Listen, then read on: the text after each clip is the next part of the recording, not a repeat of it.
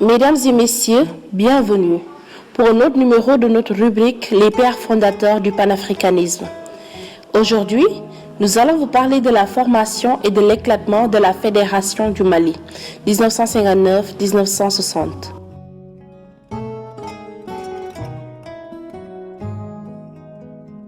En 1956, la loi cadre de Gaston Denfer, qui conduirait au morcellement des pays africains à de petits États fragiles et dépendants de la France, divise les leaders politiques africains. Au sein de la RDA, presque tous les leaders africains étaient d'accord pour une indépendance immédiate, mais le leader de la section ivoirienne du RDA, Félix Houphouët-Boigny, était pour l'application stricte de la loi cadre qui, selon les fédéralistes africains, participerait à la balkanisation de l'Afrique.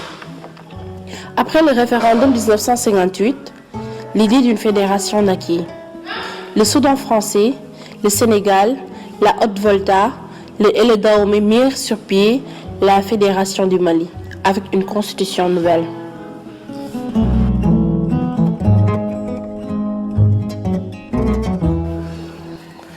Reste maintenant la ratification de la nouvelle constitution par les assemblées législatives des États membres pour entrer en vigueur.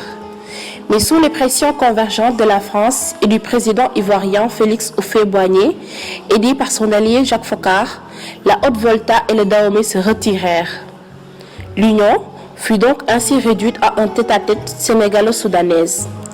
Après la ratification de la nouvelle constitution fédérale le 4 avril 1959, les députés sénégalais et soudanais choisissent Léopold Sédar Senghor comme président de l'Assemblée et élisent Modibo Keïta comme chef du gouvernement fédéral. Mamadou Dia fut donc ainsi son vice-président. Le 4 avril 1960, à l'hôtel Matignon de Paris, est signé après des mois de négociations un accord particulier portant transfert des compétences de la communauté, un autre sur la participation de la fédération à la communauté, d'autres accords portant sur la politique étrangère, de défense, d'économie, de matières premières et le maintien du franc CFA, entre autres.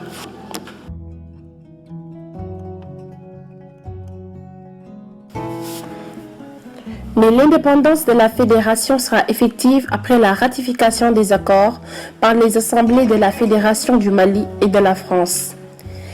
Elle est finalement donc proclamée le 20 juin 1960. Cependant, la politique du nouveau gouvernement fédéral ne se montre pas partenaire complice de la France en Afrique. Car, en juin 1960, Mamadou Dia dénonce les agissements du service de documentation extérieure et de contre-espionnage SEDEC à la frontière sénégalo-guinéenne.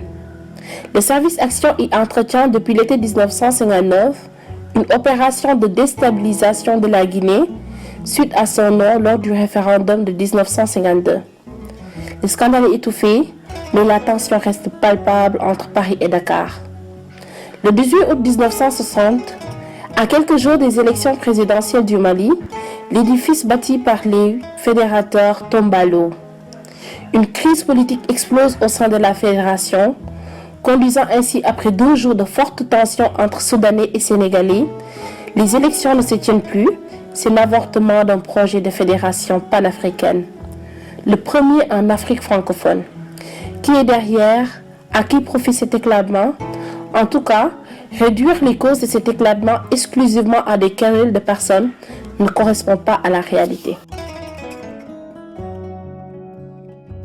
Car il y avait certes des différences de style et de méthode, des orientations idéologiques différentes entre Modibo Keïta, de formation syndicale et militant de la RDA, proche du Parti communiste français, et Léopold Sédar Senghor, de formation socialiste et CFIO. Cette cacophonie entre ces deux hommes de formation politique diamétralement opposée était l'une des causes. Mais, d'autre part, aussi le rôle de la France en est un facteur déterminant. Car rappelons-le, que le général de Gaulle n'a jamais voulu de cette fédération. Il disait ceci, je cite, « La République sénégalaise, je connais.